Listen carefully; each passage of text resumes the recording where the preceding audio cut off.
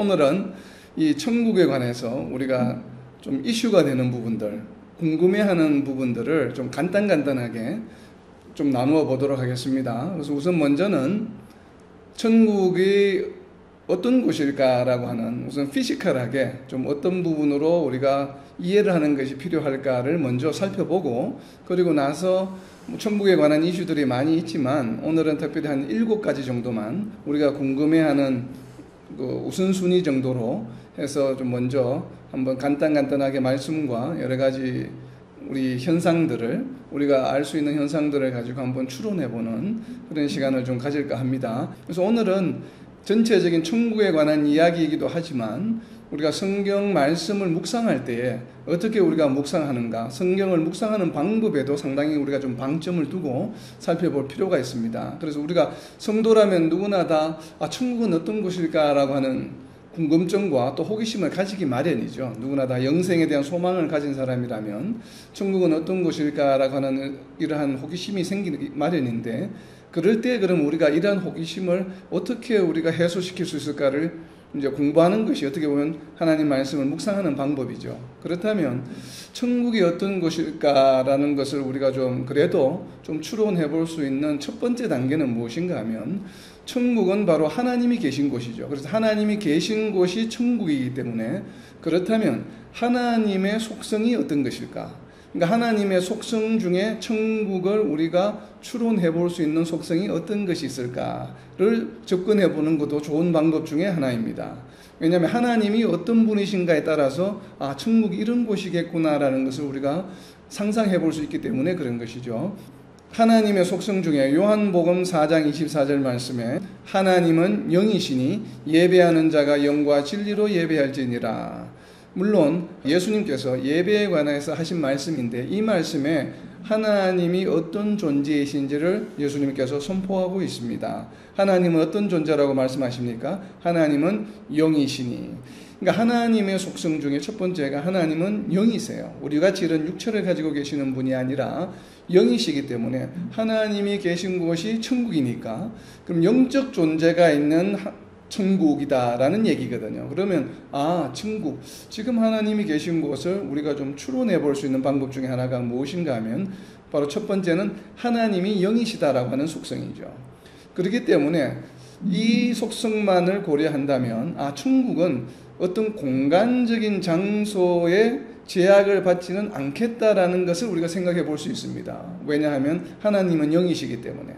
그런데 이 천국에는 하나님만 계신 것이 아니라 지난주에 저희가 살펴본 것처럼 천국에는 7개의 그룹으로 이렇게 우리가 정의가 되었었죠. 첫 번째 하나님, 그리고 예수님, 그리고 천군 천사, 그리고 이제 성도들이 4그룹으로 나누어지는 것처럼 보였죠. 우리가 히브리서 말씀에 보면. 그래서 첫 번째는 구약의 이스라엘 사람들, 신약의 이스라엘 사람들, 그리고 신약의 성도들, 이방인 성도들, 그리고 마지막 한 그룹은 유대인이든 이방인이든 상관없이 순교자들, 이렇게 4그룹인데 이 성도들도 천국에 함께 하기 때문에 영적 존재만으로 우리가 천국을 상상하기에는 부족하죠. 왜냐하면 성도들도 같이 있어야 되기 때문에.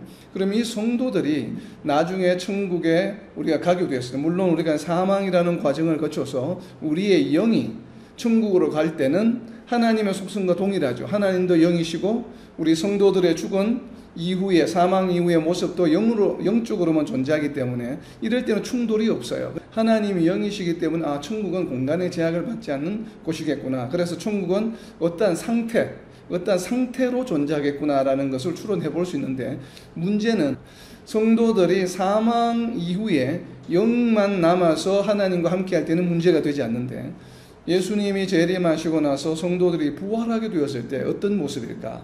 부활했을 때도 그러면 영적 존재일까? 라는 것을 우리가 점검해 볼 필요가 있죠. 그래서 부활했을 때는 우리가 어떤 모습일까를 가장 잘 나타내는 성경 구절 중에 하나가 바로 빌립보서 3장 21절 말씀입니다. 그는 만물을 자기에게 복종하게 하실 수 있는 자의 역사로 우리의 낮은 몸을 자기 영광의 몸의 형체와 같이 변하게 하시리라. 아멘. 예수님이 다시 오셨을 때 부활하는 성도들의 모습을 설명하고 있는 말씀입니다. 빌립보서 3장 21절 말씀은 자기 영광의 몸, 그러니까 자기라고 하는 것은 여기서는 예수님을 의미하겠죠. 예수님이 부활하신 것처럼 영광의 몸의 형체로 성도들이 부활한다고 지금 설명하고 있습니다. 여기서 몸은 헬라어로는 이제 소마티라고 하는 단어를 쓰고 있는데, 소마라는 원어죠.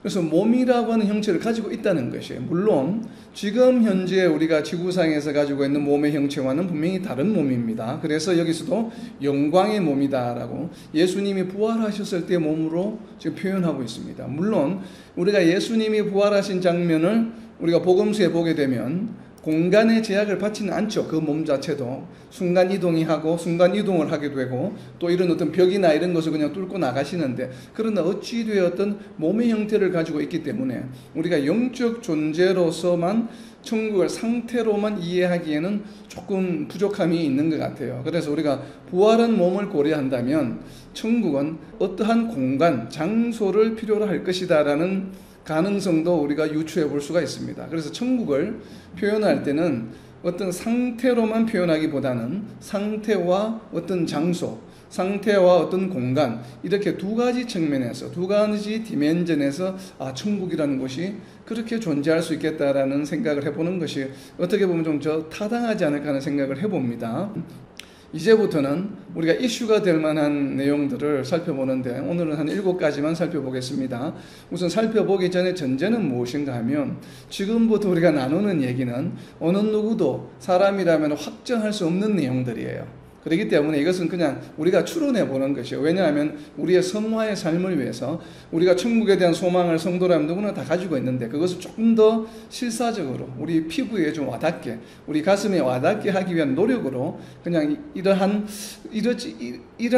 상황이 아니겠는가, 이러한 모습이지 아니하겠는가라고 우리가 어떻게 보면 상상해 보는 것이죠. 상상해 보는데 너무 또 터무니없이 상상하면 안 되잖아요. 터무니없이 상상하게 되면 이게 또 공상이 되고 망상이 되기 때문에 이 상상을 하더라도 어느 정도 좀 우리가 근거를 가지고 한번 이럴 것이다 라고 상상을 해본다고 하는 것. 그래서 이 부분은 사실은 디베이션 할 수 있는 부분은 아니에요. 자, 이러한 것을 전제로 한다면 방금 말씀드린 것처럼 우리가 어떠한 것을 상상해 볼 수 있는 그 근거는 물론 당연히 말씀에서 찾아야 되겠죠. 그렇다면 우리가 하나님께서 우리에게 주신 말씀, 성경 말씀 중에 부활한 이후에 우리가 누리게 될 천국의 모습을 그나마 상상해 볼 수 있는 중요한 두 파트가 있습니다. 두 부분이. 대표적인 두 가지 파트는 어디에 있을까요? 성경의 창세기로부터 계시록에 이르기까지 굉장히 많은 에피소드가 담겨 있는데, 특별히 우리가 그 많은 에피소드들 중에 천국을 추론해 볼 수 있는 에피소드를 뽑는다면 어떤 게 있을 수 있을까요? 에덴 동산. 그렇죠. 방금 이제 말씀하신 에덴 동산입니다. 에덴 동산인데, 에덴 동산은 둘로 나누어지죠, 시기가. 사람이 아담과 이브가 타락한 이후와 타락 이전의 모습이 다릅니다. 당연히 타락 이전의 모습을 상상해 보면 되겠죠. 아담과 이브가 타락하기 이전에는 에덴 동산이 어떤 모습이었을까? 그것을 좀 우리가 생각을 해보면 천국도 그것과 똑같지는 않겠지만 비슷하겠구나라는 생각을 해볼 수가 있습니다. 또 다른 에피소드는 어떤 에피소드가 있냐 하면 바로 예수님이 죽으시고 부활하신 이후의 모습입니다. 왜냐하면 예수님이 살아생전에는 우리와 같은 육신을 가지고 계셨고 우리와 같은 인격체를 가지고 계셨고 우리가 인간의 모습을 가지고 계셨기 때문에 우리가 분별하기가 쉽지가 않은데, 그러나 십자가에 돌아가시고 부활하신 이후의 모습은 우리가 장차 예수님이 다시 오실 때 부활할 영광의 몸이거든요. 그리고 그 부활하신 이후의 행적을 이렇게 살펴보게 되면 천국이라는 곳이 바로 우리가 나중에 부활했을 때의 삶의 모습이기 때문에 예수님이 부활하셔서 보여주신 그 모습을 우리가 좀 살펴보면 천국에서의 삶도 그와 유사하지 않을까라는 것을 좀 상상해 볼 수 있겠죠. 자, 이것을 전제로 이제 첫 번째, 우리가 지난주에도 잠깐 나누었지만 참 궁금한 것이 천국에 가서도 여성분들이, 아내들이 음식을 해야 될까 말아야 될까 정말 하고 싶지 않다, 천국에 가서는. 이런 말씀을 나누셨는데, 그러면 과연 우리가 천국에 가서도 음식을 먹을까 먹지 않을까, 이것이 이제 중요하죠. 만약 음식을 먹지 않는다라면 준비할 필요가 당연히 없죠. 그래서 음식을 과연 천국에서는 음식을 먹을 수 있을까라는 것을 이제 첫 번째 토픽으로 좀 우리가 나누어 보려고 합니다. 그래서 음식에 관한 내용. 과연 우리가 음식을 먹을까 먹지 않을까는 세 가지로 나누어 볼 수 있습니다. 첫 번째, 음식을 먹느냐 안 먹느냐를 우리가 유추해 보려면 우리가 예수님이 다시 오셔서 부활했을 때 그 부활한 영광의 형체를 가진 몸에 신체 내에 음식을 먹는 기능을 가지고 있을까 없을까를 보면 되겠죠. 음식을 먹는 기능이 없다면 당연히 음식을 못 먹는 것이죠. 우리가 먹을 수가 없잖아요. 신체 구조상 음식을 먹을 수 있는 방법이 없기 때문에. 그래서 우선 첫 번째는 부활했을 당시에 우리 신체 내에 음식을 먹고 소화시킬 수 있는 기능이 있을까 없을까를 살펴보면 됩니다. 그래서 성경을 묵상하실 때 성경을 읽다가 보면 우리가 부활했을 때는 우리 신체 내에 음식을 먹고 소화시킬 수 있는 기능이 있겠구나 없겠구나 하는 것을 짐작해 볼 수 있는 성경 구절들이 있습니다. 그래서 그런 성경 구절들을 보게 되면 우리가 신체 내에 음식을 섭취할 수 있는 기능의 유무를 우리가 판단해 볼 수 있습니다. 유추해 볼 수 있고, 그리고 두 번째는 그렇다면 만약에 음식을 먹는 신체 기능이 있다라고 한다면 그 다음 문제 두 번째는 무엇입니까? 음식을 공급해 주어야 되죠. 그러니까 천국에 가서도 우리가 뭐 배달 앱으로 아마존으로 배달시킬 수는 없겠죠. 빅바스켓으로. 그렇기 때문에 음식을 어떻게 공급할까? 그렇다면 그 수많은 사람들에게 음식을 공급하는 방법과 연관이 있을 만한 성경 말씀 구절을 우리가 찾게 되면 미루어 짐작해 볼 수 있겠죠. 그리고 세 번째는 정말 우리가 음식을 꼭 먹어야 될까? 라는 필요성이 있을까라고 하는 것을 또 염두에 두고 말씀을 묵상하다 보면 이와 연관된 말씀들이 나옵니다. 성경 말씀에. 그러면 이 세 가지를 다 종합하게 되면 우리가 천국에 가면 음식을 먹을 수 있겠는가? 아니면 누가 음식을 해주나? 공급하나? 아니면 음식을 꼭 먹어야 되나? 라는 문제가 동시에 다 해결이 되면 그래도 그나마 조금 더 정확하게 유추해 볼 수 있겠죠. 바로 이것이 성경을 묵상하는 방법이에요. 근데 이러한 것을 염두에 두지 않고 성경을 읽게 되면 발견하기가 쉽지가 않죠. 그냥 이제 지나치게 되어버리니까. 그래서 이러한 것들이 성경을 묵상하는 데 상당히 도움이 많이 됩니다. 그럼 첫 번째 살펴보겠습니다. 예수님이 부활하신 이후의 행동을 보면 되죠. 요한복음 21장 13절입니다. 요한복음 21장 13절에 보면 예수께서 가셔서 떡을 가져다가 그들에게 주시고 생선도 그와 같이 하시니라. 예수님이 부활하신 이후에 갈릴리 호숫가에서 고기를 잡고 있는 제자들을 부르시는 장면이에요. 그럴 때 너희가 잡은 고기를 좀 가져오너라 그러시면서 그 갈릴리 해변에서 고기를 구워서 직접 제자들과 어떻게 하셨습니까? 식사를 함께 하셨죠. 축사도 하시고. 그렇다면 예수님의 지금 이 모습은 생전의 모습입니까? 부활하신 이후의 모습입니까? 부활하신 이후의 모습이에요. 그런데 아까 우리가 초반부에 살펴본 것처럼 빌립보서 말씀에 보면 우리는 부활할 때 어떤 몸으로 부활합니까? 바로 예수님의 영광스러운 형체로 부활한다고 설명하고 있습니다. 근데 예수님이 부활하시고 나서 음식을 섭취하셨습니까? 섭취하지 않으셨습니까? 섭취하셨죠. 제자들과 함께. 그렇다면 우리도 역시나 예수님이 다시 오셨을 때 부활했을 때는 음식을 먹는 입과 음식을 먹고 소화시키는 소화기관이 여전히 존재한다고 저는 믿습니다. 개인적으로. 왜냐하면 예수님의 부활하신 모습과 동일한 모습일 것이라고 저희는 가정하기 때문에.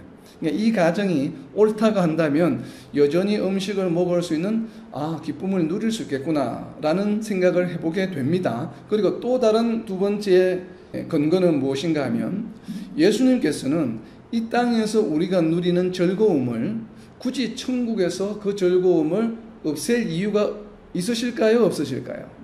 사랑하는 사람들과 가족들과 함께 앉아서 식사를 하는 것이 굉장히 큰 즐거움 중에 하나죠, 사실은. 그럼 이러한 즐거움을 과연 굳이 천국에 왔다고 해서 누리던 즐거움을 없앨 필요가 있으실까? 라고 생각한다면 굳이 없애실 이유가 없으실 것 같아요. 자, 그렇다면 이제 두 번째는 음식을 공급하는 방법이에요.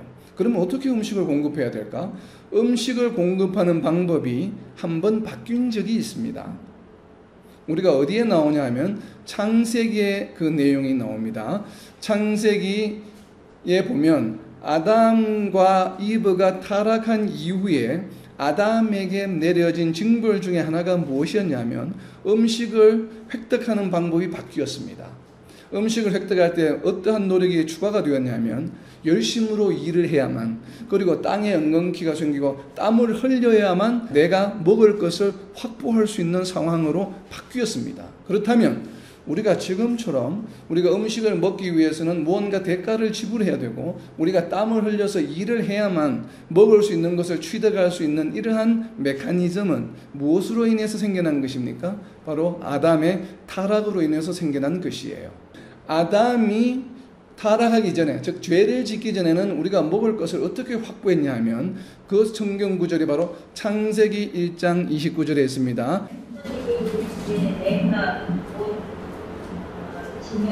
그의 씨 맺는 모든 채소와 씨 가진 열매 맺는 모든 나무를 너희에게 주노니 너희의 먹을거리가 되리라. 아멘.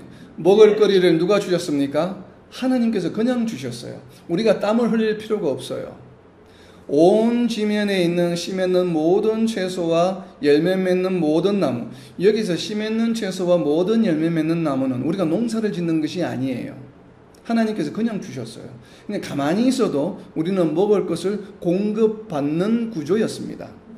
아담이 타락하기 전에는. 그러나 타락하고 나서 추가된 것이 바로 땀을 흘려야만 됐어요. 그리고 처음부터 우리는 어떤 존재였습니까? 동물은 먹지 않았어요. 그러니까 채식주의자였습니다. 모든 씨 맺는 채소와 열매 맺는 나무, 채소와 열매가 우리의 양식이었습니다. 타락하기 전에는 천국의 모습도 이러할 것이라고 저희는 생각을 해봅니다. 그래서 누군가가 음식을 요리하거나 준비하는 것이 아니라 그냥 그저 주어지는 것이에요. 씨 맺는 채소와 열매 맺는 과실을 그냥 먹으면서 살아갈 수 있는 그러한 구조와 환경이 될 것이라고 생각을 해봅니다. 그리고 우리가 동물을 먹게 된 것은, 즉 육식을 하게 된 것은 언제인가 하면 바로 노아의 홍수 이후입니다. 그래서 창세기 9장 3절에 보면 모든 산 동물은 너희의 먹을 것이 될지라 채소같이 내가 이것을 다 너희에게 주노라. 그래서 천국의 모습은 육식을 하는 모습은 아닐 것 같다는 생각이 듭니다. 그래서 음식을 먹는 기능도 신체가 보유하고 있고, 만약에 음식을 먹는 기능을 신체가 보유하고 있다라면 그 먹을 것은 하나님께서 저절로 공급해 주시는 것을 먹는다는 것이에요. 우리가 요리를 하거나 우리가 경작을 하거나 이러한 노력은 필요치 않다라고 생각을 해봅니다. 자, 이제 세 번째는 그럼에도 불구하고 과연 우리는 그러면 음식을 먹어야 할까? 라고 하는 이제 마지막 주제인데, 이 주제는 어디에 있냐면 계시록에 있습니다. 그럼 계시록 7장 16절 말씀에 보면 그들이 다시는 줄이지도 아니하며 목마르지도 아니하고 해나 아무 뜨거운 기운에 상하지도 아니하리니 라고 말씀하고 있습니다. 물론 이 말씀은 우리가 고통을 당하지 않는다는 말씀이라는 맥락에서 이해가 됩니다. 이해가 되지만 여기서 다시는 줄이지도 아니하며 목마르지도 아니하니까, 배고프지도 않고 목마르지 않으니까 사실 먹을 이유는 없겠죠. 배고프지도 않고 목마르지 않는데 굳이 먹을 이유는 없을 거예요. 우리가 먹는 기능이 없어서 안 먹는 것이 아니라 우리가 신체적으로 목마름이나 어떤 배고픔을 느끼지는 않을 것 같아요. 물론 이 말씀 자체는 맥락은 기본적으로 고난을 당하지 않는다는 맥락에서 하신 말씀이긴 하지만, 그러나 천국에서는 이 배고픔에 대한 어떤 갈증이나 목마름에 대한 갈증도 없지 않겠나라는 것을 한번 우리가 또 상상해 볼 수가 있습니다. 그렇다면 굳이 먹지 않을 것이다. 그래서 음식에 관한 것은 우리가 천국에 가게 되면 물론 신체적으로 먹고 소화할 수 있는 기능도 있고 또 여러 가지로 자연스럽게 공급이 되지만, 그러나 굳이 우리가 지금 하루에 3끼를 먹듯이 이렇게 반복적으로 먹어야만 우리가 생존할 수 있는, 살아갈 수 있는 그런 상태는 아닌 것으로 이해가 됩니다. 자, 이제 두 번째 이슈로 넘어갑니다. 두 번째 이슈는 감정에 관한 것입니다. 과연 천국에서 우리가 감정을 느낄 수 있을까? 계시록 7장 17절 말씀에 보면 이는 보좌 가운데에 계신 어린 양이 그들의 목자가 되사 생명수 샘으로 인도하시고 하나님께서 그들의 눈에서 모든 눈물을 씻어 주실 것입니다. 아멘. 이렇게 하나님께서는 모든 눈에서, 성도들의 눈에서 모든 눈물을 씻어 주신다라고 하는 것으로 봐서는 슬픔이라고 하는 것이 더 이상 존재하지 않은 것 같아요. 일단 감정을 우리는 느낄 수 있겠다. 자, 사람이 감정이 우리가 이제 서두에 나누어 본 것처럼 과연 감정이 있을까 없을까는 무엇을 살펴보아야 하냐면 에덴 동산에서의 삶을 살펴보면 됩니다. 아담과 이브가 타락하기 전과 이후에, 전에는 없다가 타락한 이후에 감정이 생겼을까요? 존재했죠. 왜냐하면 그래서 동물들을 보며 기뻐하고 즐거워하고 또 이브를 보면서 서로 좋아했죠. 아담과 이브가 서로 사랑을 느꼈고, 그런 것으로 봐서는 타락하기 전에도 아담과 이브는 이미 감정을 가지고 있었습니다. 그렇기 때문에 감정이라고 하는 것이 타락으로 인해서 생겨난 것이 아니기 때문에 우리가 나중에 부활했을 때도 역시나 우리는 감정을 소유하고 있을 것이라고 생각을 합니다. 그런데 그렇다면 감정은 소유하고 있기 때문에 감정을 느낄 수가 있는데, 그럼 어떠한 종류의 감정을 느끼게 될까? 이것이 이제 두 번째예요. 방금 우리가 계시록 7장 17절에서 살펴본 것처럼 눈물을 흘리는 것은 없을 것이라는 것을 확신할 수 있습니다. 왜냐하면 계시록 말씀에서 선포하고 있기 때문에. 그리고 조금 더 구체적으로 선포하고 있는 말씀은 계시록을 뒤로 넘겨서 21장 4절 말씀에 보면 21장 4절 말씀입니다. 모든 눈물을 그 눈에서 닦아주시니 다시는 사망이 없고 애통하는 것이나 곡하는 것이나 아픈 것이 다시 있지 아니하리니 처음 것들이 다 지나갔음이러라. 아멘. 21장 4절에 보면 슬퍼하는 것이나 힘든 것이나 애통하는 것이 없습니다. 그러니까 이러한 슬퍼하는 종류의 감정들은 더 이상 겪지 않는다라고 분명히 선포하고 있기 때문에 이러한 감정을 우리가 분명히 느끼지 않는다고 이 부분은 우리가 확언할 수 있습니다. 그러면서 하시는 말씀이 처음 것들이 다 지나갔습니다. 여기서 처음 것들은 에덴 동산에서의 타락한 이후의 처음 것입니다. 처음 창조한 것이 아니라, 그러니까 인간의 모습으로, 오늘날의 인간의 모습으로 살아가는 데의 처음 모습을 말합니다. 처음 것은, 그러니까 우리가 고통을 느끼는 것은, 어려움을 느끼는 것은, 어떤 분노함을 느끼는 것, 이런 부정적인 감정들은 다 사라지고 없다라고 우리는 생각합니다. 저희들은 믿습니다, 이것을. 그렇다면 이러한 슬프고 힘든 것들이 없다고 하는 것을 요한 사도가 계시록에서 처음 선포하고 있는 것이냐? 그렇지 않아요. 이사야서 35장 10절 말씀에 선포하고 있는 내용이에요. 이사야서 35장 10절 말씀에 보면 이사야서 35장 10절 말씀입니다. 여호와의 속량함을 받은 자들이 돌아오되 노래하며 시온에 이르러 그들의 머리 위에 영영한 휘락을 띠고 기쁨과 즐거움을 얻으리니 슬픔과 탄식이 사라지리로다. 아멘. 얻는 것과 사라지는 두 종류의 감정을 표현하고 있습니다. 우리는 이 말씀이 천국에서의 부활한 성도들이 누리는 감정이라고 저희들은 믿습니다. 천국에서 누리는 감정은 첫 번째는 무엇인가 하면 기쁨과 즐거움과 휘락이에요. 그래서 로마서 14장 17절에서 천국은 하나님 나라는 어떻다 의와 평강과 휘락이라고 말씀하시는 이유가 바로 이 이사야서 35장 10절 말씀을 저는 인용했다고 생각합니다. 하나님 나라는 어떠하다고 선포하고 있습니까? 영원한 희락을 띠고 기쁨과 즐거움을 얻으리니, 이게 천국의 모습이에요. 감정, 느끼는 감정이에요. 그리고 반대로 우리가 느끼지 않는 것은 무엇인가 하면 슬픔과 탄식이 사라지리로다 라고 선포하고 있습니다. 천국에서는 기쁨과 즐거움은 누리지만 슬픔과 탄식은 누리지 않는 것으로 저희는 믿습니다. 자, 그렇다면 내가 사랑하는 사람들, 내가 알고 있는 친구들, 지인들, 내가 언제나 즐거움을 함께 했던 사람들이 지금 예수님을 믿지 않을 때에, 과연 생을 마감했을 때에, 천국에 오지 못했을 때에 우리는 그 안타까움과 아쉬움을 과연 느끼게 될까요? 느끼지 않게 될까요? 천국에서는? 느끼지 않게 되죠. 결론적으로는. 왜냐하면 방금 이사야서 말씀을 보면 슬픔과 탄식이 더 이상 존재하지 않습니다. 그렇다면 우리는 어떻게 해야 되냐면 성경 말씀을 묵상할 때 이러한 부분들을 저희가 잘 이해를 해야 합니다. 우리가 알고 이 땅에 있으면서 내가 기쁨과 즐거움을 함께 누리는 그 대상은 하나님께서 반드시 어떻게 하신다는 얘기입니까? 반드시 구원해 주신다고 하는 얘기입니다. 이것이 성도의 믿음입니다. 우리는 그런 성도의 믿음을 가져야 합니다.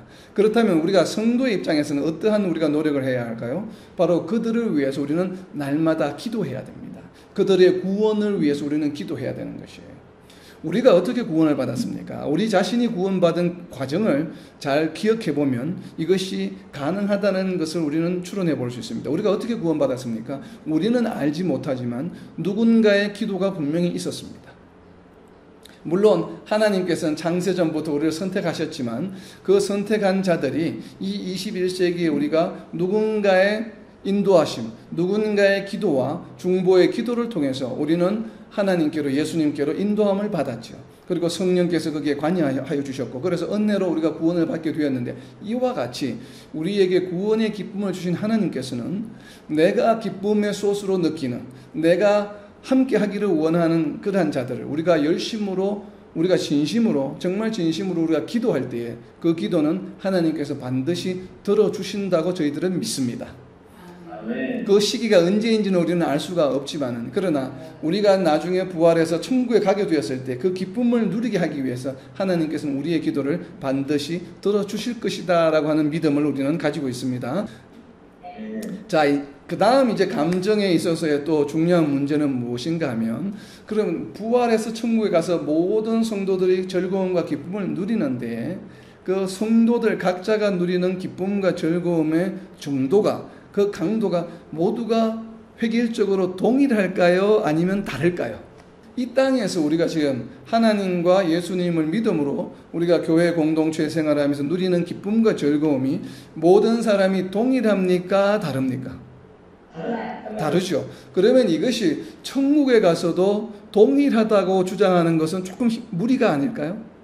이 땅에서도 우리가 다른데 이 땅에서 우리가 누리는 기쁨이 다르다고 하는 것은 다르게 표현하면 무엇인가 하면 하나님께서는 우리를 사랑하실 때 물론 사랑하시는 그 기본적인 전제는 동일하시고 우리를 귀하게 여기시는 것도 동일합니다. 그렇지만 우리 각자에게 맞게끔 우리에게 재능을 주시고 우리 각자에게 맞게끔 환경을 만들어 주시고 또 우리 각자에게 맞는 가장 합당한 배필을 만나게 해주셔서 가정을 꾸리게 하시고 또 우리에게 가장 합당한 우리에게 자녀를 주신 것이에요. 우리에게 주신 모든 자녀가 동일하지 않죠.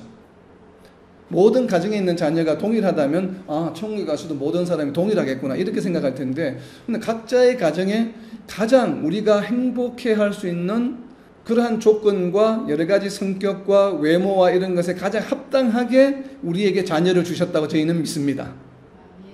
하나님께서 우리를 골탕 먹이시려고 일부러 어떤 수준에 안 맞는 이런 자녀를 우리에게 주셔서 골탕 먹이신다 저는 생각하지 않습니다.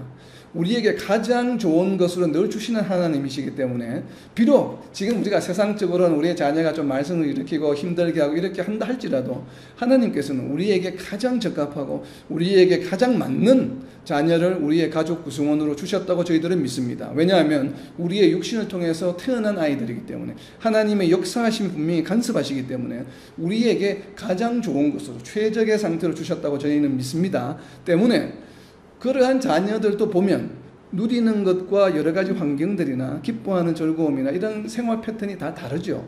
그럼 각자의 개성이 있습니다. 그러니까 하나님께서는 각자의 개성에 맞게끔 가장 필요하게 즐거움과 기쁨을 누릴 수 있도록 만들어 주신다고 하는 것이에요. 그러니까 이러한 것들을 굳이 우리가 부활했다고 해서 이것을 획일적으로 다 같이 그냥 동일하게 만드실 이유는 저는 없다고 생각합니다. 만약에 우리 아이가 객관적으로 사람들이 볼 때 조금 못생겼어요. 근데 천국에 가서 다 미남은 모든 사람들 얼굴이 똑같아. 누가 봐도 다 잘생겼어. 그러면 만약에 그렇다고 한번 상상해 보세요. 그러면 그게 즐거움이 있겠습니까? 미남이다, 뭐 잘생겼다, 이쁘다고 해서 무슨 즐거움이 있겠죠? 왜냐면 다 똑같이 생겼는데. 다 똑같이 생겼는데 뭐 서로 이쁘고 뭐 잘나고 이런 게 없잖아요. 근데 사람마다 보는 관점이 다르잖아요. 사람마다 어떤 사람이 보면 더 이뻐 보이고 나는 이런 스타일이 더 이쁘고 이런 스타일이 더 멋있어 보이고 그런 것처럼 우리 눈에 가장 멋있고 이쁘게 보이는 스타일로 우리에게 자녀를 주셨어요. 그래서 우리가 자녀를 볼 때는 세상에 누구보다도 이쁘고 멋있잖아요. 누구하고 비교해도 그렇지 않습니까? 그게 바로 우리에게 주신 우리가 가지고 있는 기쁨과 즐거움의 소스를 하나님께서 너무나 잘 아시기 때문에 거기에 맞춰서 다 주신 것이에요. 이렇듯이 천국에 가서도 아마 누리는 기쁨과 즐거움은 개별적으로 달라질 가능성이 있다고 저희는 생각을 해봅니다.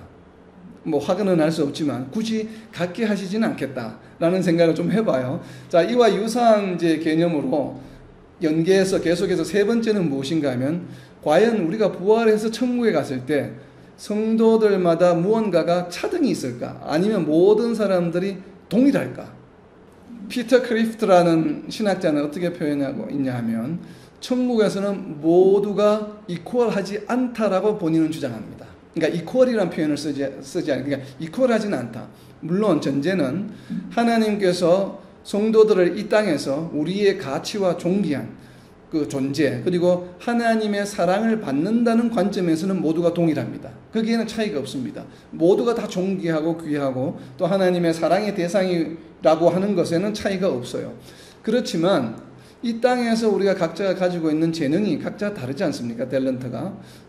찬양을 잘하시는 분, 말씀을 잘 나누시는 분, 봉사를 잘하시는 분, 또 잘 섬기는 분, 이렇게 탤런트가 다 동일하지 않기 때문에 그로 인해서 이 땅에서 우리가 누리는 즐거움도 있습니다.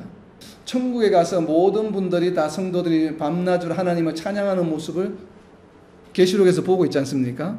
그런데 모두가 다 조수민 씨 수준으로 찬양을 하고 있어요. 그러면 어떨 것 같아요, 여러분?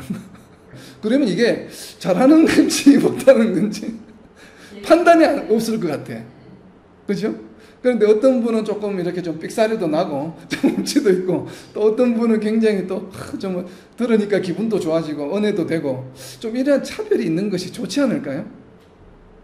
그래서 찬양을 하는 기쁨이 있고, 또 찬양을 잘하시는 분들은 계속 잘해서 열심히 잘해서 찬양을 잘하고, 또 찬양을 좀 못하는 분은 또 열심히 또 찬양하는 분들을 잘 섬기고 또 화목하게 하고 교제하는데 또 이렇게 은사가 있어서 많이 교제를 하고, 무언가가 잘하고 못하는 부분들이 좀 있어서 서로가 서로로 인해서 좀 즐거움을 느끼고 기쁨을 느끼는 이 기쁨을 굳이 천국에 갔다고 해서 없앨 필요가 있을까라는 것을 생각해 보면 그럴 필요는 없을 것 같다는 생각이 듭니다. 그래서 균등하지도 않을 것 같다.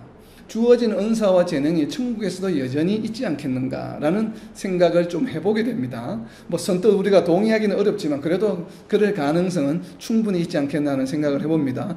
그리고 차등이라는 측면에서 또 다른 각도는 무엇인가 하면, 성경을 읽다가 보면 너희가 상급을 받으리라고 하는 표현이 나옵니다. 또 부끄럽게 얻는 구원이라는 표현도 나오고, 그렇다면 과연 우리가 부활해서 천국에 갔을 때 이 땅에서의 어떠한 우리가 성실한 신앙생활을 통해서 아니면 성화의 삶으로 인해서 우리가 과연 보상을 받을 때, 하나님으로부터 보상을 받을 때 차등이 있는 보상을 받을까? 아니면 모두가 다 동일한 보상을 받을까?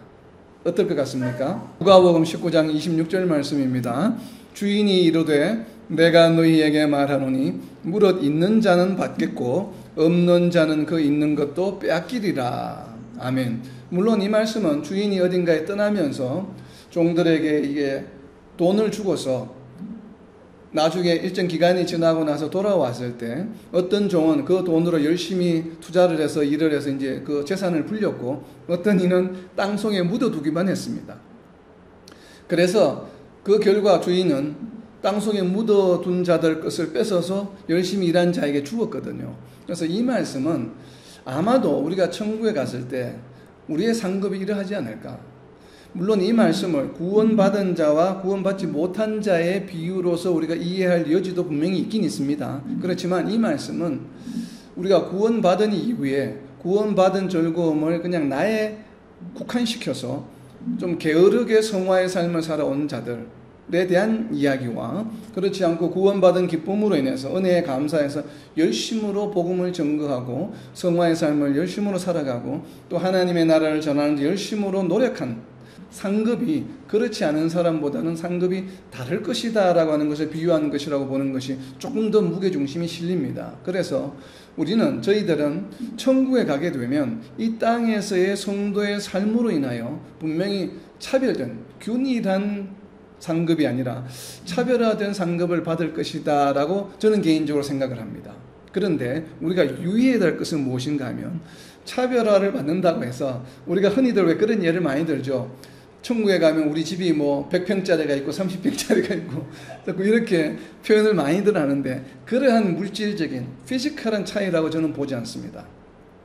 그런 것들은 우리가 뭐 집에 살지 아니면 정말 에덴 동산처럼 자연 속에서 살기도 했지 우리는 정확하게 알 수는 없지만, 그러나 그런 모든 것들은 동일하지만 저희가 방금 조금 전에 살펴본 것처럼 감정이라고 하는 것을 살펴볼 때 감정의 기쁨의 정도가 모두가 균일하지 않을 것이다라고 생각을 했죠. 저희들이 바로 이와 같이 천국에 가서 우리가 기쁨을 누릴 때에 어떤 만족감을 누리는 것, 천국에서 하나님과 함께함으로써 느끼게 되는 만족감, 즐거움, 기쁨의 정도가 개별적으로 차이가 있을 것이다 라고 저희는 생각해 봅니다. 이것이 바로 상급의 차이가 아닌가라고 저는 생각을 합니다. 이와 같은 생각을 밀라드 J. 에릭슨이라는 신학자가 이야기하고 있습니다. 저는 개인적으로 이 에릭슨 신학자의 의견에 상당히 공감이 갑니다. 그렇다면 과연 이 기준은 어디에 속할까? 물론 이 땅에서 우리가 누리는 하나님으로 인하여 누리는 기쁨과 즐거움과는 비교할 수 없는 지극한 상황의 기쁨이지만 그 기쁨, 지극한 기쁨조차도 이 땅에서 우리가 느끼는 즐거움과 기쁨을 기준으로 해서 차이가 생긴다고 하는 것이에요.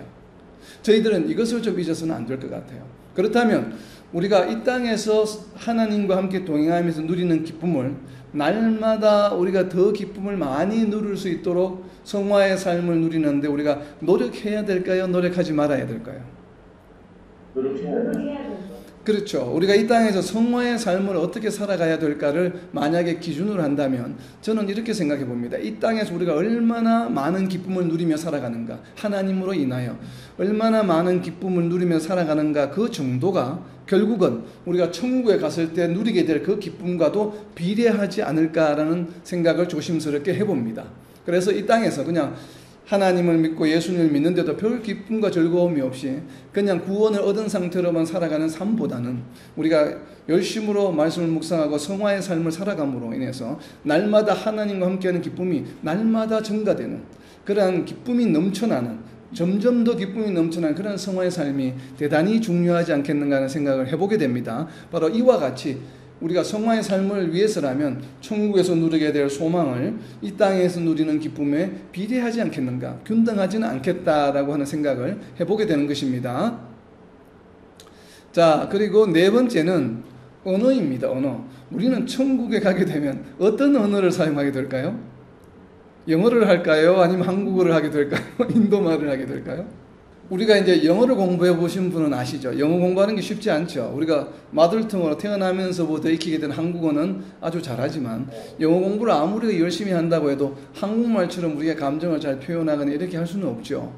그런데 갑자기 우리가 천국에 부활해서 가게 되었는데, 천국에는 이제부터 들어오는 자들은 너희가 지금까지 쓰던 언어와는 별개로 제2외국어인 헬라어를 전부 사용해라 라고 만약에 하나님께서 말씀하시고 우리로 하여금 헬라어를 하게 하긴다면 어떻게 될까요?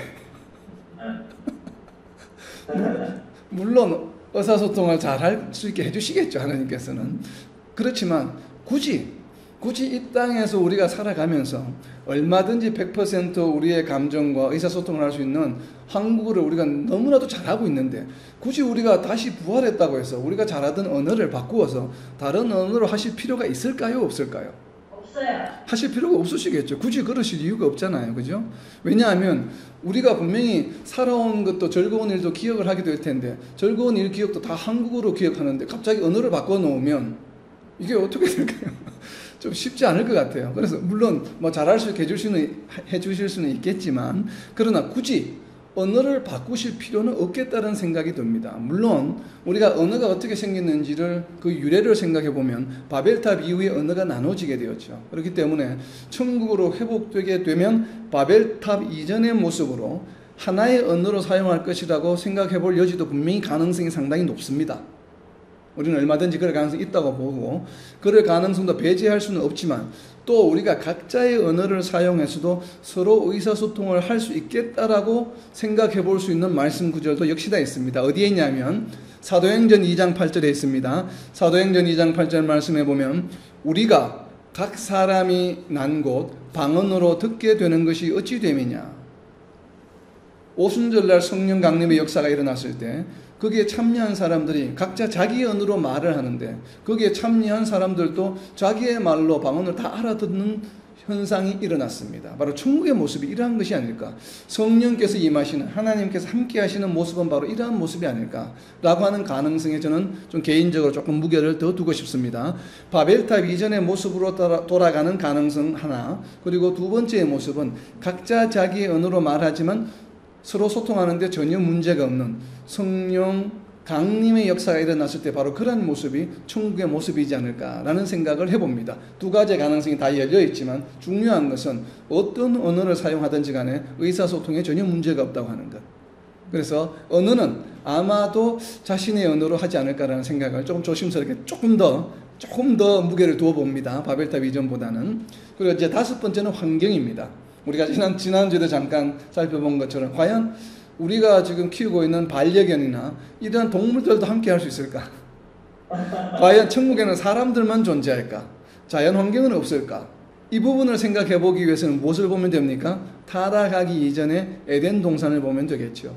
타락하기 이전에 에덴 동산에 동물이 있었습니까? 없었습니까? 존재했죠. 그렇다면 천국에서 굳이 그 동물들을 보고 사람들이 기뻐하고 즐거워했는데 그 기쁨의 소스를 없앨 이유는 없다고 생각합니다. 우리가 부활해서 천국에 가게 되었을 때도 반드시 자연과 동물은 있을 것이다 라고 우리가 믿습니다. 왜냐하면 성경의 여러 구절에서 이것을 선포하고 있습니다.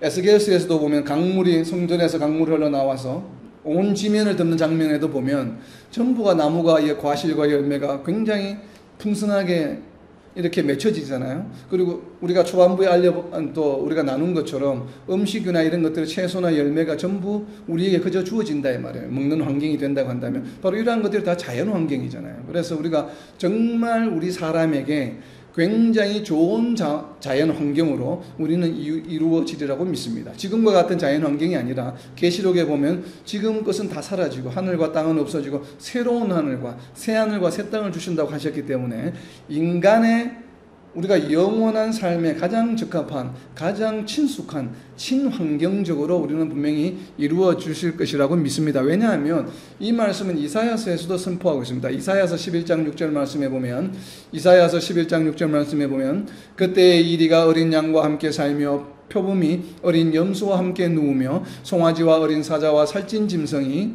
함께 있어 어린 아이에게 끌리며 암소와 곰이 함께 먹으며 그것들의 새끼가 함께 엎드리며 사자가 소처럼 풀을 먹을 것이며 젖 먹는 아이가 독사의 구멍에서 장난하며 젖된 어린아이가 독사의 굴에 손을 넣을 것이라. 이와 같이 동물들과 함께 너무나 친근하게 함께 지낸다고 선포하고 있기 때문에, 물론 이 말씀은 핍박받은 이후에 회복된 그 이스라엘의 모습이 하나님이 주신 평강을 누리겠다라고 하는 비유의 말씀으로 저희는 이해를 합니다. 이해를 하지만 그렇다고 해서 비유의 말씀이 전혀 현실과 동떨어진 것으로 비유하지는 않는다고 저는 믿습니다. 그래서 일단 동물들은 존재한다고 보는 것이고, 동물들과 사람이 적대적인 관계가 아니고 굉장히 친화적인 모습으로 천국의 모습이지 않겠는가라고 한번 상상을 해봅니다. 자, 이제 6번째입니다. 6번째가 중요한 이슈 중에 하나인데 나이입니다. 나이. 과연 우리가 부활했을 때 어떤 나이로 부활할 것인가?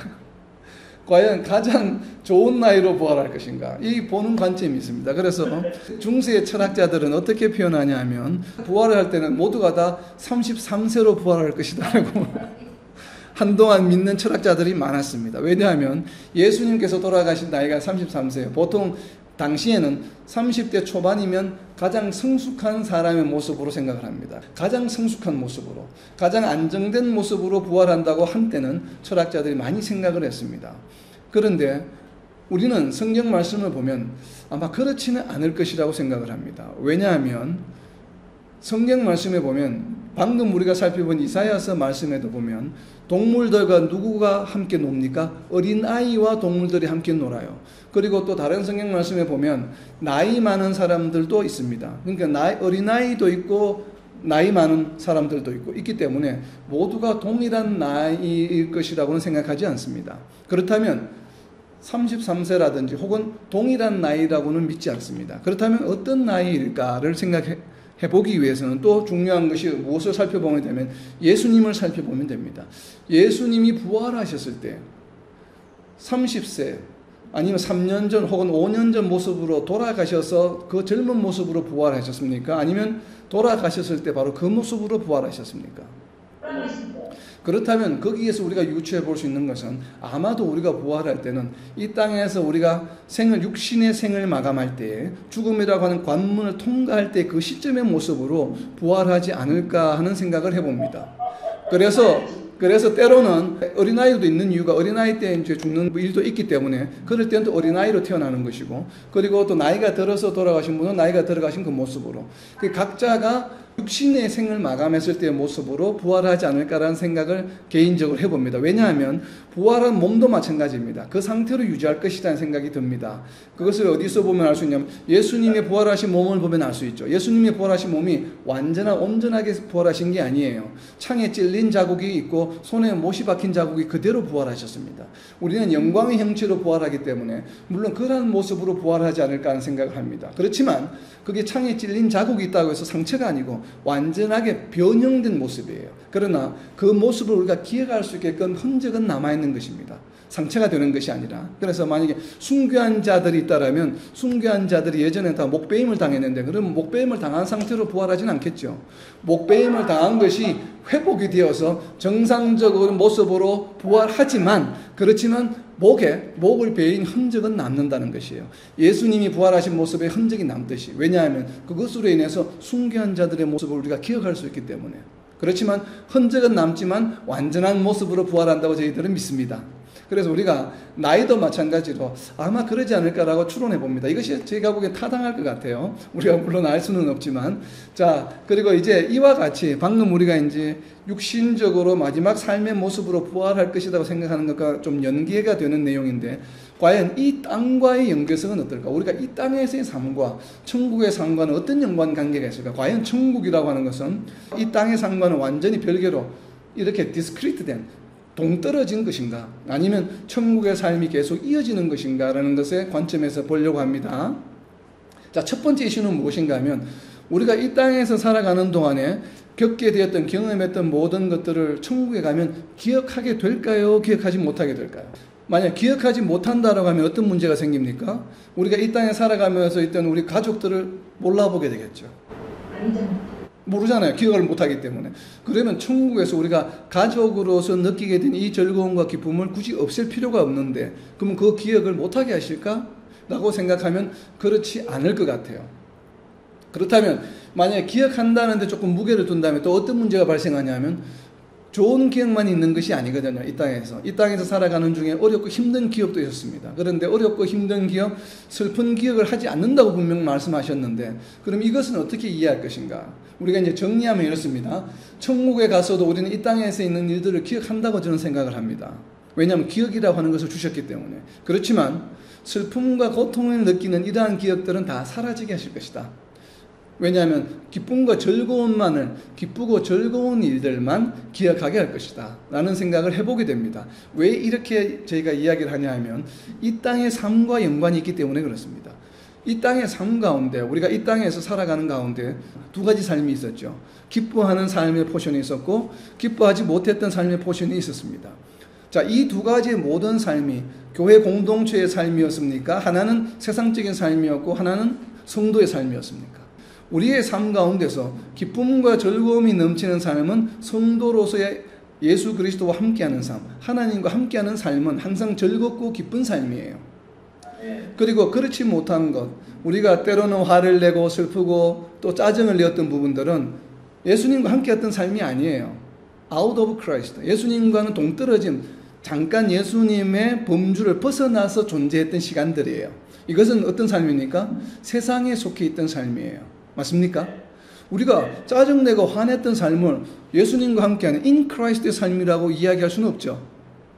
왜냐하면 하나님 나라는 의와 평강과 희락이기 때문에 평강과 희락만이 존재하고 우리의 개인적인 경험으로 봐도 함께하는 기쁨은 항상 보면 말씀과 함께할 때 in Christ에는 항상 즐거움과 기쁨이 있어요. 우리가 부활해서 천국에 들어간다는 얘기는 무엇입니까? 세상적인 삶에 들어간다는 이야기입니까? 아니면 천국에 들어간다는 얘기입니까? 하나님 나라에 in Christ지 세상 속으로 into world가 아니에요. 그렇기 때문에 이 땅에 살아가면서 겪었던 in the world, 세상 가운데서의 경험과 지식은 어떠한 경험이나 기억은 사라지고 이제는 오직 이 땅에서 살아가는 동안에 하나님과 함께했던 기억, in Christ에서의 즐거움과 이러한 기억은 모두 가지고 하나님 나라에 들어간다고 저는 생각을 합니다. 그렇기 때문에 우리가 부활해서 천국에 갔을 때는 이 땅에 있으면서 즐겁고 기쁜 기억만 하는 이유는 무엇인가 하면 어떤 것만을 기억하냐면 in Christ, 예수 그리스도 안에서 살아갔던 것들만 기억하게 되는 것이에요. 그렇다면 우리가 이 땅에서 좋은 기억을 어디에서 많이 쌓아야 될까요? In Christ에서 많은 경험을, 좋은 기억을 갖게 되면 그것은 천국에 가서 기억하게 되고, 세상 가운데의 삶과 모습은 천국에서는 더 이상 기억할 이유가 없죠. 왜냐하면 공간이 다른 것이기 때문에, 이 땅과 천국이기 때문에. 바로 이것이 이 땅과 천국의 우리가 연관성을 이해하는 것 중에 하나입니다. 자, 그렇다면 이제 두 번째는 천국에 있는 이들이, 지금 우리가 사망이라고 하는 관문을 통해서 성도의 영이 천국에 가 있을 때 하나님과 지금 같이 있고 예수님과 같이 있는 이들이 우리를 바라볼 수 있을까 하는 부분이에요. 자, 이 말씀은 어디에 있냐면 히브리서 12장 1절에 있습니다. 이러므로 우리에게 구름같이 둘러싼 흔한 정인들이 있으니 모든 무거운 것과 얽매기 쉬운 죄를 벗어버리고 인내로서 우리 앞에 당한 경주를 하며, 허다한 정인들이 있으니, 이 허다한 정인들은 누구인가 하면 죽은 성도들이에요. 히브리서 11장에 나오는 믿음의 사람들입니다. 이들이 우리의 삶의 정인이라고 하는 얘기입니다. 그렇다는 얘기는 바꿔 말하면 그들이 우리의 삶을 보고 있다는 얘기예요. 물론 이것은 그러한 분들의 모든 행위들이, 말씀들이 성경 말씀 속에 있어서 우리에게 다 증거가 된다라고 이런 말씀의 표현이지만, 그러나 이들의 정인들이 우리를 보고 있다라고 하는 증거가 된다는 것은, 굳이 그들이 우리의 삶을 보고 있다고 하는 것을 우리가 부정할 필요는 없을 것이다 라는 생각이 듭니다. 그리고 또 변화산에서 모세와 엘리야를 예수님의 제자들이 보았잖아요. 그런 것처럼 얼마든지 우리의 삶을 볼 수 있다고 우리는 생각을 합니다. 마태복음 17장 3절에 보면 그때 모세와 엘리야가 예수와 더불어 말하는 것이 그들에게 보이거늘, 제자들에게 보였거든요. 그런 것처럼 반대로 그들도 우리를 얼마든지 볼 수 있다라고 저희들은 생각을 해봅니다. 그리고 또 거지 나사로와 부자의 이야기를 보면 누가복음 16장 19절부터 31절의 말씀에 보면 자기들을 보내달라고 이야기하고 있잖아요. 그러니까 부자가 지금 지옥에서 이 땅에 있는 자기의 가족들, 친지들을 걱정하고 있는 모습을 보면 얼마든지 보고 있겠다라는 생각을 해볼 수가 있겠죠. 바로 이와 같이 우리는 생각해 볼 수 있습니다. 그리고 이 땅과 연계되어서 마지막으로 이제 하나는 무엇인가 하면, 과연 천국은 이 땅의 삶과 연결이 되어 있는가, 연속성이 있는가 라고 하는 것을 보면 연속성이 저희는 있다고 믿습니다. 이 얘기는 다르게 표현하면 무엇인가 하면, 천국은 이미 시작되었는가 시작되지 않았는가에 대한 질문입니다. 여러분, 천국은 이미 시작되었습니까? 시작되지 않았습니까? 이 말씀을 어디에서 알 수 있냐면 마태복음 28장 20절입니다. 내가 너희에게 분부한 모든 것을 가르쳐 지키게 하라. 볼지어다 내가 세상 끝날까지 너희와 항상 함께 있으리라 하시니라. 아멘. 자, 이 말씀은 예수님께서 제자들에게 하신 말씀이에요. 선포하신 말씀이에요. 예수님이 내가 세상 끝날까지 너희와 항상 함께 있으리라 말씀하셨습니다. 세상 끝날까지 항상 함께 있겠다라고 하신 이 말씀은 그럼 언제부터 시작해서 세상 끝날까지 함께 있겠다고 하신 말씀입니까? 우리가 부활해서 예수님이 다시 오실 때 그때부터 영원까지입니까? 아니면 예수님이 지금 말씀을 하신 그 순간부터 영원까지입니까? 순간부터 영원까지.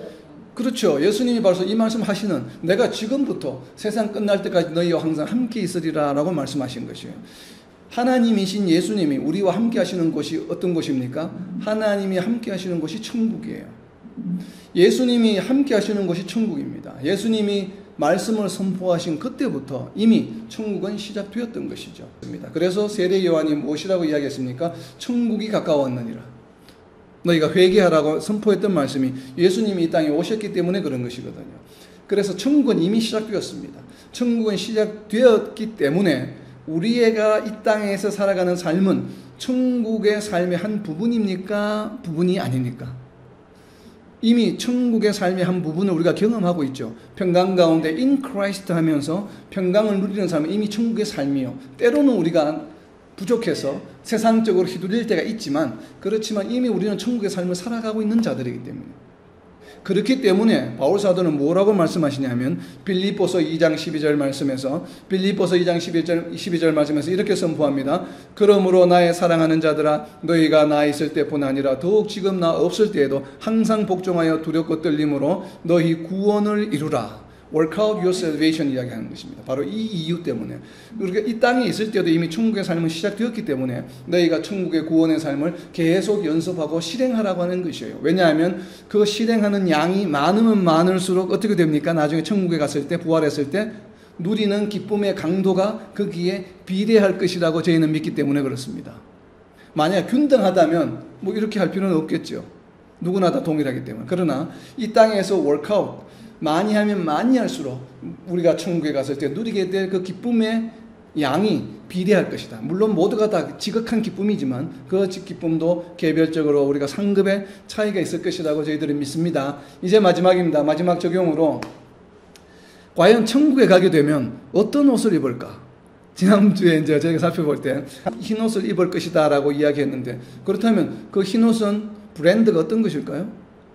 흰 옷을 입는데 그럼 누가 만드나요?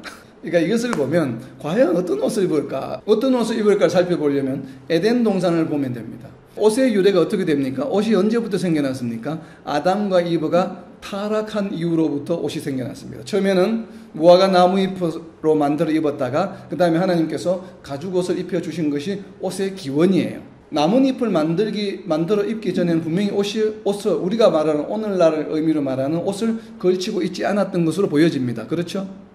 그 창세기 내용을 보면 부끄러워했다 했으니까 서로 바라볼 때. 그렇다면 에덴 동산에서 타락하기 이전의 모습에서 천국을 유추해 볼 때는 분명히 옷을 입고 있긴 있었는데, 그러나 오늘날 우리가 생각하는 이런 옷은 아니었다는 것이에요. 무화과 나뭇잎이거나 가죽 옷은 아니었다는 것입니다.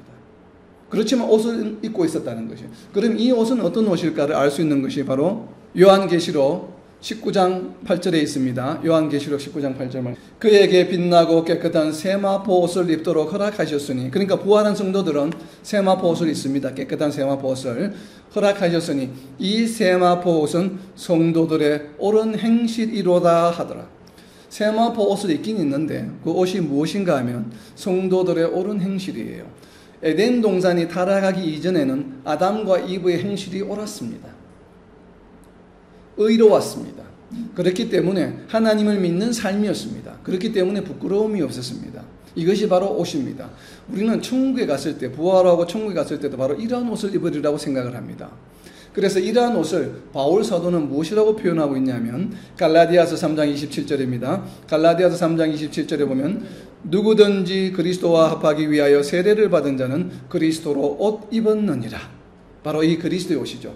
이 말씀을 또 골로새 교인들에게는 어떻게 표현하고 있냐면 골로새 3장 12절 말씀입니다. 그러므로 너희는 하나님이 택하사 거룩하고 사랑받는 자처럼 긍휼과 자비와 겸손과 온유와 오래 참음을 옷 입고, 바로 이러한 옷을 입고 사는 것이에요. 5가지의 삶입니다. 긍휼과 자비와 겸손과 온유와 오래 참음. 바로 이러한 삶을 살아가는 것이 천국의 삶입니다. 물론 천국에서는 오래 참을 일은 없겠죠. 슬픔과 고통이 없기 때문에. 그러나 천국의 삶의 모형이 되는 이 땅에서, 또 천국의 삶의 일부가 되는 이 땅에서 하나님의 백성으로 살아가는 성도들이 입는 옷은 어떤 옷인가 하면 긍휼과 자비와 겸손과 온유와 오래 참음의 옷을 입어야 합니다. 왜냐하면 우리가 성도들끼리만 천국의 삶을 얻을 자격이 있는 사람들만 사는 것이 아니라 일반 세상 사람들과 함께 살아가고, 여전히 우리는 정욕에 휩싸이는 이끌려가는 육신을 가지고 있기 때문에 우리는 이 5가지가 필요한 것이에요. 그래서 이러한 5가지의 옷을 입고 살아갈 때에 이 땅에서 천국의 삶을 맛보며 살아갈 수 있는 것입니다. 그래서 우리가 정말 예수님이 다시 오셔서 우리가 부활해서 천국에 들어가서 영원한 삶을 누리게 될 때에 정말 기쁘고 즐거운 세마포 옷을 입고 옳은 행실을 하며 살아가는 그 기쁨을 마음껏 지극히 그 어떤 누구보다도 더 많이 비례해서 누리는 삶을 살아가려고 한다면 이 땅에서 우리는 어떻게 살아가야 되겠습니까? 바로 이러한 5가지 옷, 긍휼과 자비와 겸손과 온유와 오래 참음의 옷을 입고 성화의 삶을 열심으로 살아가는 바로 그러한 노력들이 필요하겠죠. 자, 이제는 말씀을 정리합니다. 천국의 삶은 이 땅에서 존재하지 않던 새로운 것으로 살아가는 새로운 삶이 아닙니다. 천국의 삶은 이 땅과 연결이 되어 있는 지속적인 삶입니다. 천국의 삶은 이 땅에서 우리가 일부를 경험해 볼 수 있는데, 물론 모든 것들이 지극하게 극한으로 변화되지만, 그러나 성도들이 누리는 그러한 기쁨과 즐거움은 이 땅에서 우리가 예수님으로 인하여 하나님으로 인하여 누리는 바로 그러한 기쁨에 우리는 비례하는 상급을 받으리라고 믿습니다. 바로 이러한 믿음과 소망을 가지고 정말 지금부터 이 영원한 즐거움은 우리가 부활해서부터 시작되는 것이 아니라 바로 예수님이 선포하신 것처럼 바로 이 순간부터 우리가 천국의 기쁨을 누리는 자격을 가진 사람들이라는 것을 잊지 않고 살아가는 저와 여러분 그리고 이 땅의 모든 하나님의 백성들이 되시기를 예수님의 이름으로 선포합니다. 아멘.